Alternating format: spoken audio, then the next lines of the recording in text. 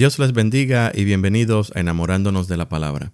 Mi nombre es David Lebrón y soy su anfitrión y hermano en Cristo.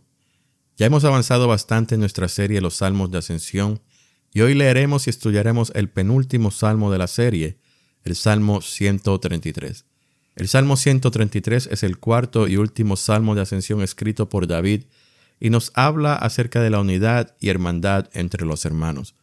En el salmo anterior, el Salmo 132, leímos acerca del templo como lugar central de la vida espiritual del judío.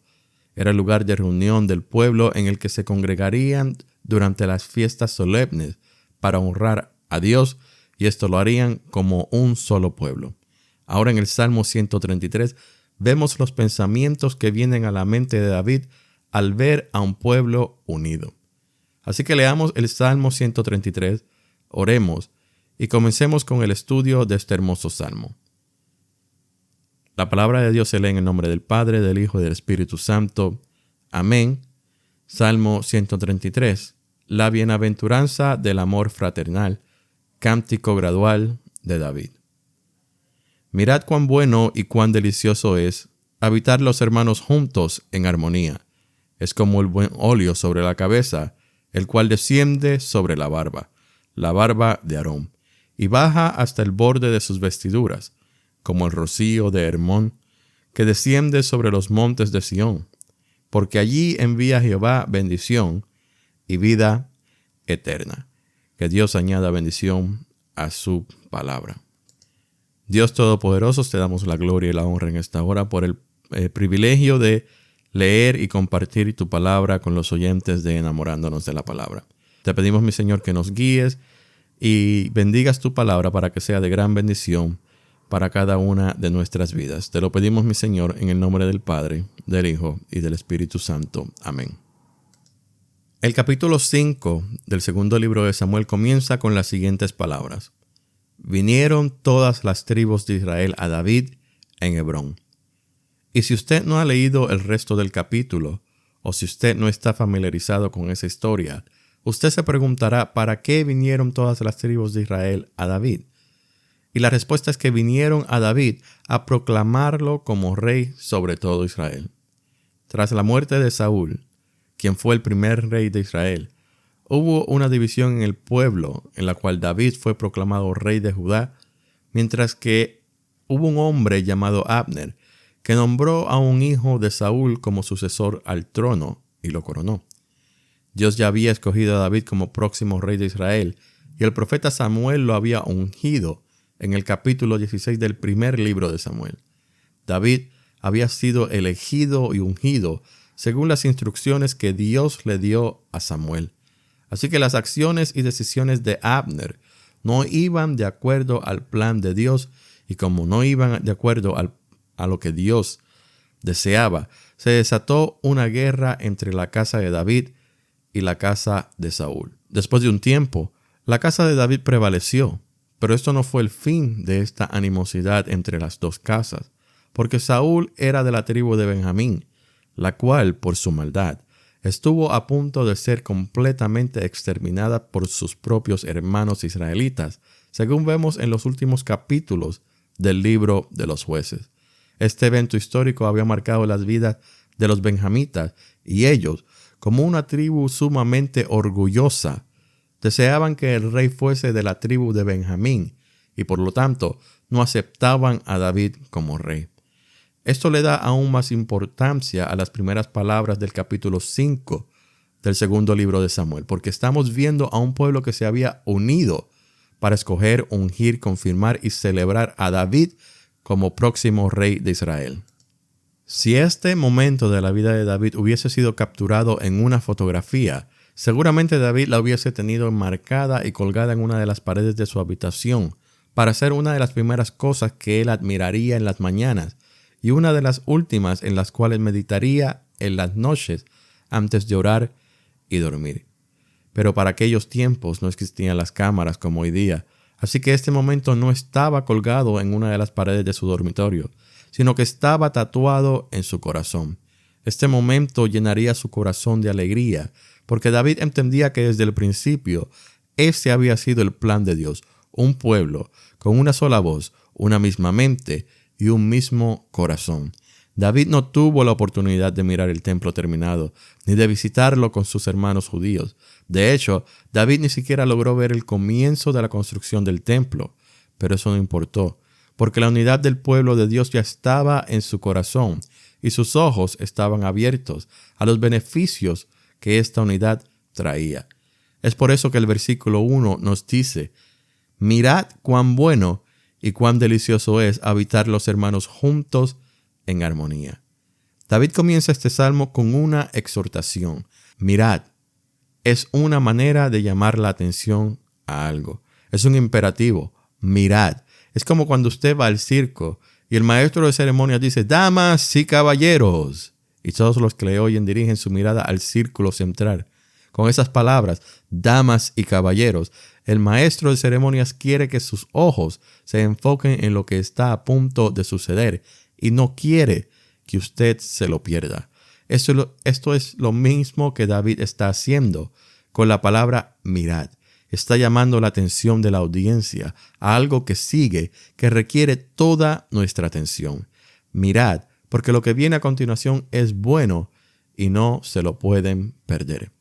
¿Y qué es bueno? Bueno es algo que es útil o beneficioso. Bueno es algo que es agradable a los sentidos, que posee bondad y es algo que excede lo común. Lo que David quiere que miremos es algo que excede lo común, porque David utiliza la palabra cuán para acompañar el adjetivo bueno. Así que mirad, porque lo que viene a continuación es sumamente bueno. Pero no solo es algo sumamente bueno, sino que David continúa con sus palabras y nos dice que también es delicioso. Algo delicioso es algo que resulta agradable. Así que David nos está diciendo: miren, dirijan su atención a esto que viene a continuación, lo cual es excesivamente bueno y excesivamente agradable. ¿Qué es lo que David quiere que miremos? ¿Qué es lo que ha inspirado a David a escribir este hermoso salmo? La unidad del pueblo. La propiedad de algo unido es que no se puede dividir. Cuando el pueblo de Israel estaba unido, logró lo que se había propuesto al salir de Egipto, que fue entrar y conquistar la tierra prometida. El pueblo, con un mismo sentir, bajo el liderazgo de Josué y la protección de Dios, logró entrar a la tierra prometida después de 40 años viviendo en el desierto, y los habitantes de la tierra de Canaán, los cuales eran enemigos de Dios y eran el obstáculo más grande de los israelitas, fueron cayendo bajo la espada del pueblo israelita y la tierra fue conquistada. ¿Por qué? Porque Dios estaba con ellos y ellos eran un pueblo unido. Sin embargo, una vez la tierra fue conquistada y repartida, el pueblo se fue a habitar a los territorios asignados y el pueblo se fue dividiendo por tribu. Esto marcó una gran diferencia en la vida de los israelitas, porque si recordamos las historias del libro de los jueces, vemos que un pueblo dividido era constantemente atacado y oprimido. Mientras el pueblo estaba dividido, el pueblo perdía su territorio. Si usted ha venido escuchando la serie, usted ya debe saber que me gusta hacer ilustraciones con el deporte. En cuanto a la unidad, el deporte que mejor me viene a la mente es el fútbol americano. Porque aunque es un deporte que no muchos entienden, es un deporte muy hermoso. Hermoso porque consiste de una coreografía. Y en esta coreografía, todos deben tener la misma mente, la misma meta. Y lo que yo creo que es aún más importante es que uno no solo debe protegerse a sí mismo, sino que debe proteger a su compañero. Si uno de los jugadores no cumple con su asignación, si uno de los jugadores no sigue la coreografía tal y como la habían practicado, su compañero de equipo saldrá lastimado y todo el equipo será derrotado. Eso es solo lo que se ve cuando están en el campo de juego. Cuando están en las bancas, debe de haber gran comunicación entre ellos y dejarse saber el uno a otro. Primero, qué es lo que están viendo que está haciendo bien el otro equipo. Y segundo, qué es lo que cada uno de sus compañeros está haciendo mal. Estas conversaciones que se tienen en las bancas son muy importantes y se deben tener con mucha seriedad, con mucho respeto y sobre todo con mucho tacto. Porque sabemos que a nadie le gusta la crítica. La crítica es una de las armas que el enemigo utiliza para dividir al pueblo de Dios. Hay dos tipos de críticas. La primera es la crítica constructiva, que es dada con mucho tacto y amor con el propósito de que mejoremos las cosas que quizás no estamos haciendo bien. Y la segunda es la crítica destructiva, que es dada con mucho menos tacto y amor, y tiene como propósito el bajar la moral de la persona siendo criticada. Sin embargo, la crítica depende no solo del que la está haciendo, sino también del que la está recibiendo. Porque cuando recibimos una crítica debemos escucharla y pensar si la persona tiene buenas o malas intenciones con su opinión, porque así es como demostraríamos nuestro nivel de madurez y deseo de mejorar. Lamentablemente a la mayoría de las personas no les gusta que los critiquen. Esto incluye a los hermanos de la iglesia. Pensamos que no somos perfectos, pero no estamos haciendo las cosas mal. Y cuando alguien señala algo acerca de nosotros, puede ser que nos enojemos o reaccionemos de una manera negativa, haciendo las cosas peor de lo que en realidad son. Y estoy usando la crítica como ejemplo, porque creo que es una de las cosas más sencillas que suceden en nuestras congregaciones, que pueden fracturar la hermandad en la iglesia. Y cuando hay divisiones en nuestra congregación, el enemigo se goza y la iglesia se debilita. Cuando David dice, miren cuán bueno y cuán delicioso es, cuando los hermanos habitan juntos en armonía, David nos está diciendo que no es solo que hermanos se reúnan en armonía, sino que habitan juntos en armonía, que todo el tiempo los hermanos están en armonía, que en todo lo que hacen y se proponen los hermanos están juntos en armonía. Esto es un sentimiento que no es único de David. Vemos que el apóstol Pablo en muchas de sus cartas exhorta a los hermanos a ser unidos. En el capítulo 1, versículo 10 de la primera carta a los Corintios, Pablo le dice a los hermanos, os ruego, hermanos, por el nombre de nuestro Señor Jesucristo, que habléis todos una misma cosa y que no haya entre vosotros divisiones, sino que estéis perfectamente unidos en una misma mente y en un mismo parecer. Pablo se enteró de que entre los hermanos habían contiendas, y estas contiendas eran sumamente peligrosas porque los hermanos estaban formando bandos y nos decían que eran de Apolos, otros decían que eran de Pedro, otros decían que era del propio Pablo y otros decían que eran de Cristo. Este favoritismo o preferencia por un hermano en particular aún tiene lugar en nuestras congregaciones y esto no es bueno. Conozco iglesias cuyos miembros son del pastor, pero cuando el pastor es reemplazado por la razón que sea, que se retiró por enfermedad, traslado a otra iglesia o lo que sea, cualquier razón, la mitad de la iglesia ha dejado de congregarse en esa iglesia porque no le gusta el reemplazo o simplemente porque están dispuestos a seguir al pastor que está siendo reemplazado a donde sea que él se vaya. Al único que debemos de seguir es a Jesús, que es quien murió en la cruz por el perdón de nuestros pecados. Esto es lo que Pablo le quiere decir a los hermanos en Corinto de aquella época y lo que nos está diciendo a nosotros a través de las palabras grabadas por la eternidad en la Santa Biblia. El reconocer que no es al hombre, sino a Jesús quien puso al hombre en ese cargo, a quien debemos seguir e imitar y a quien debemos decir que es a quien pertenecemos, demuestra que tenemos una misma mente y un mismo sentir. Y este mismo sentir, esta misma mente, no debe ser a nivel local. Esta misma mente y este mismo sentir debe ser a nivel universal de toda la iglesia, de todo el cuerpo de Cristo. Todo aquel que esté claro en esto fortalecerá a la congregación a la que pertenezca. En Romanos 12, versículo 18, Pablo nos dice, si es posible, en cuanto dependa de vosotros, estad en paz con todos los hombres. Esas últimas palabras, con todos los hombres, nos dicen que no es solo en la congregación con quien debemos llevarnos bien, sino con todas las personas. Los santos están y deben permanecer apartados del mundo. Pero tenemos que recordar que vivimos en este mundo. Jesús dijo en Juan 17:15, no ruego que los quites del mundo, sino que los cuides del mal. Entonces vemos cómo es que Jesús no pidió para que fuésemos removidos de este mundo pecaminoso, sino para que seamos guardados del mal, para que el mal no nos corrompa ni se apodere de nosotros. Porque recordemos algo, somos iglesia. Y hasta el día del regreso de nuestro Señor Jesús en las nubes, tenemos una ordenanza: predicar el evangelio a toda criatura. Y esto, al igual que el trabajo de un equipo de fútbol americano, se hace mejor cuando todos estamos unidos con una misma meta, con un mismo sentir y con una misma mente. Ahí mismo, en el libro de Juan capítulo 17, vemos que Jesús ora por sus discípulos y dice en el versículo 22, la gloria que me diste, yo les he dado, para que sean uno, así como nosotros somos uno.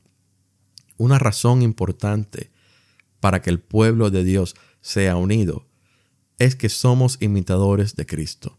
Y como imitadores de Cristo debemos ser unidos, porque Él es unido al Padre. Cuando mostramos nuestra unión los unos con los otros, estamos mostrando la unidad del Padre con el Hijo y del Hijo con la Iglesia. Mostramos la presencia del Espíritu Santo en nuestras vidas por el amor de Cristo que compartimos los unos con los otros como congregación y por el amor que le mostramos al mundo. Porque el mundo va a querer agredirnos, pero nosotros no le pagaremos con la misma moneda para no pecar, sino que le pagaremos con amor para que el poder del amor, Dios que es amor, puede más que el poder del mal. Las palabras de David deben resonar en nuestros corazones y debemos mirar siempre hacia adelante como un pueblo unido. Comparémonos con una guitarra que tiene 6 cuerdas. Cada una es diferente y toca un tono diferente, pero unidas en un acorde. No solo suenan bien, sino que su tono es una delicia para nuestros oídos. Prediquemos un solo evangelio, el cual nos habla de un solo Cristo, el cual nos reconcilia a un solo Dios, que nos ha predestinado y llamado para que vengamos a ser hijos de Él. Y si somos hijos de Dios, quiere decir que debemos ser unidos como una familia amorosa, centrada en Cristo. El versículo 2 nos dice, es como el buen óleo sobre la cabeza, el cual desciende sobre la barba de Aarón, y baja hasta el borde de sus vestiduras. En el antiguo Medio Oriente, era común ungir la cabeza con aceite de alguien que venía a nuestra casa. Era parte del saludo y recibimiento que se le daba a la persona.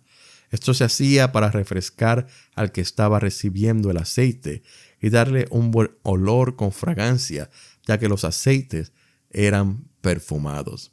En el capítulo 7 de Lucas, versículos 36 en adelante, vemos la historia de cuando Jesús fue a visitar a un fariseo llamado Simón.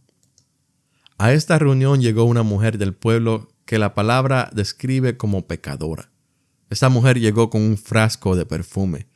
La mujer comenzó a llorar al estar tan cerca de Jesús y comenzó a regar los pies de Jesús con sus lágrimas, mientras que con sus cabellos los enjugaba.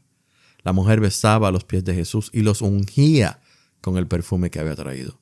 Cuando el fariseo vio lo que la mujer estaba haciendo, pensó y dijo a sí mismo, si éste fuera profeta, refiriéndose a Jesús, conocería qué clase de mujer es la que le toca. Y Jesús, conociendo y escuchando los pensamientos de nuestros corazones, le dijo a Simón el fariseo, entré en tu casa y no me diste agua para mis pies, mas ésta ha regado mis pies con sus lágrimas y los ha enjugado con sus cabellos. No ungiste mi cabeza con aceite, mas ésta ha ungido con perfume mis pies. El aceite de la unción destinado para la cabeza no se limitaba solamente a la cabeza, ni se podía contener su fragancia. En Éxodo 29:21 dice, y con la sangre que estará sobre el altar y el aceite de la unción, rociarás sobre Aarón, sobre sus vestiduras, sobre sus hijos y sobre las vestiduras de estos, y él será santificado, y sus vestiduras, y sus hijos, y las vestiduras de sus hijos con él. Así que vemos que cuando el pueblo está unido, como David lo vio en el primer versículo, esta unión trae una gran bendición que hace que la unión se desborde. Esta unción, representada por el aceite, es buena y abundante. Esta unción es proveída por el Espíritu Santo, quien nos santifica y nos une. Esta unción es algo sagrado que el pueblo de Dios debe de cuidar, procurando no caer en las trampas de las contiendas y de las divisiones.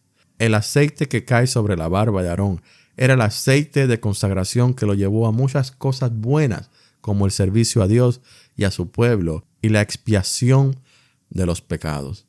En las iglesias, los santos también recibimos de ese aceite por medio del Espíritu Santo. Cuando el Espíritu Santo nos unge y se derrama en nuestra mente y corazón, se desborda y transforma cada una de nuestras características para que día a día nos parezcamos más a Jesús y el mundo nos reconozca como hijos ungidos de Dios y seguidores de Cristo. Así que pidámosles al Espíritu Santo que nos llene para que Él sea glorificado en nosotros, para que el mundo vea la diferencia que hay entre nosotros y ellos, para que el mundo vea que el vivir una vida apartada del pecado no es como ellos se la imaginan y puedan descubrir por ellos mismos lo que es vivir para Cristo, llenos de la unción del Espíritu Santo, sirviéndole al Señor y a su pueblo y con un propósito claro, el de agradarle al Señor, viviendo una vida en santidad para su gloria. Hay muchos de nuestros hermanos en la fe que vivían una vida desordenada, una vida que dirigía a la muerte física y espiritual, pero algo sucedió en sus vidas que los llevó directo a los pies de Cristo.